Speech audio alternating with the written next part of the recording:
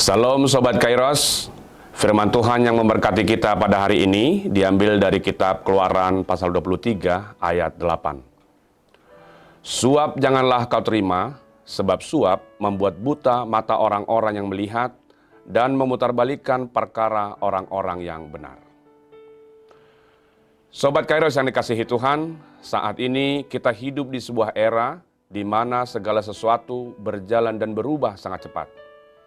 Oleh karena itu, setiap orang dituntut untuk bisa beradaptasi agar tidak terlindas dan tertinggal oleh zaman. Agar bisa mengimbangi perubahan yang cepat tersebut, maka setiap orang harus ikut bergerak cepat. Tetapi harus diakui bahwa sering sekali kondisi yang kita hadapi tidak selalu memberi ruang kepada kita untuk bergerak secepat yang kita harapkan. Terutama jika kita berhadapan dengan birokrasi yang terasa berbelit dan membutuhkan proses yang lama. Tuntutan untuk bergerak cepat dan realitas berhadapan dengan birokrasi ini ternyata bisa mengundang dan menggoda kita untuk melakukan hal yang bertentangan dengan firman Tuhan. Satu di antaranya adalah suap. Suap adalah suatu usaha atau tindakan yang dilakukan oleh seseorang atau kelompok untuk mencapai tujuan yang lebih menguntungkan atau memudahkan. Suap atau sering juga disebut dengan sogok atau pelicin memang bisa memberi kita jalan pintas dan kemudahan untuk mendapatkan keinginan dan mencapai tujuan kita. Tetapi kita harus mengingat bahwa ternyata suap tidak berkenan di hati Tuhan. Larangan untuk melakukan dan menerima suap sudah diperintahkan oleh Tuhan begitu bangsa Israel keluar dari perbudakan Mesir. Dan tentu saja larangan itu tetap berlaku untuk semua orang percaya di zaman sekarang. Alasan yang disebutkan di dalam nas kita hari ini adalah karena suap membuat buta mata orang-orang yang melihat dan memutarbalikkan perkara orang-orang yang benar. Ada dua pihak yang dirugikan jika melakukan suap.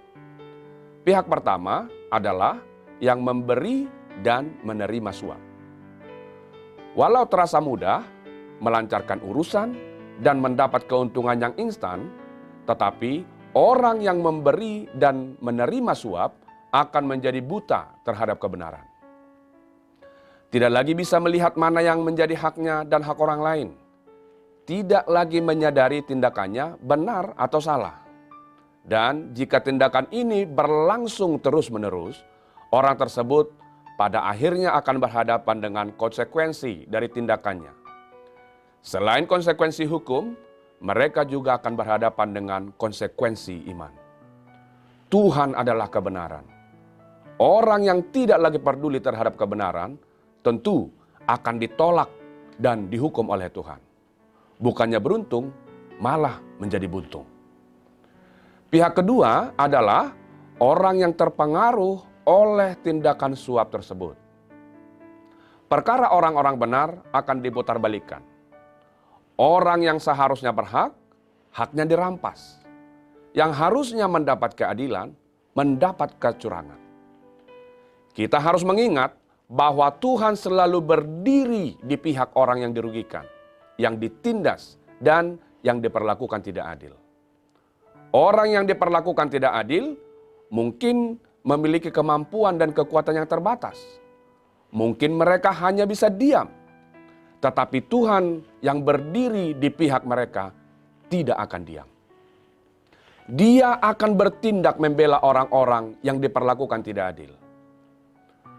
Sobat Kairos yang dikasihi Tuhan, sebagai murid-murid Kristus, tentu kita semua setuju bahwa kita harus menjauhkan diri dari tindakan suap, memberi atau menerima suap. Bagaimana caranya? Yaitu dengan hidup disiplin. Dalam bahasa Inggris, kata yang dipakai untuk menyebut murid adalah disciple, yang memiliki akar kata yang sama dengan disiplin. Seorang murid haruslah hidup disiplin. Disiplin mengikuti aturan, disiplin mengikuti prosedur, disiplin dalam menggunakan hak, dan menghormati hak orang lain. Kita sama-sama menyadari bahwa memang sulit untuk hidup tanpa melakukan tindakan suap dalam berbagai urusan di negara kita ini. Terlebih lagi, di masyarakat kita, suap itu sudah sering dianggap lumrah. Mungkin waktu kita akan tersita. Mungkin urusan kita akan menjadi lebih sulit dan berbelit-belit.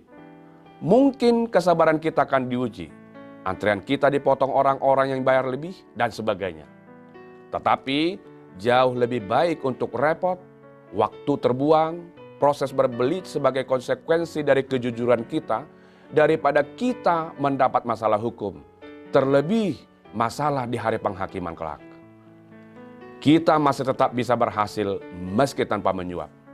Sebab semua berkat dan keberhasilan sesungguhnya berasal dari Tuhan dan bukan oleh orang lain. Jika kita bisa menyenangkan Tuhan dengan perilaku jujur kita, kenapa tidak? Marilah kita mulai dari diri kita sendiri untuk mengatakan tidak kepada suap. Selain kita sendiri untung, saya percaya cepat atau lambat itu bisa memberi dampak positif bagi gereja, masyarakat, bangsa, dan negara. Selamat beraktivitas Sobat Kairos, Tuhan Yesus memberkati. Amin.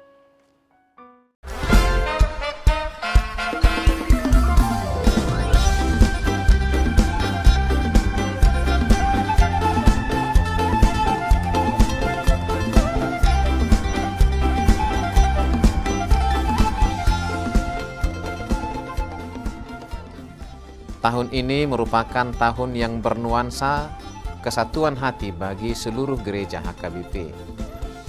Kita telah menetapkan orientasi pelayanan tahun 2022 sebagai tahun kesehatian di bawah terang tema sehati sepikir dalam satu kasih, satu jiwa, dan satu tujuan dari Filipi 2 ayat 2. Dan subtema mewujudkan kesehatian dan kesetiakawanan bagi gereja, masyarakat, dan bangsa.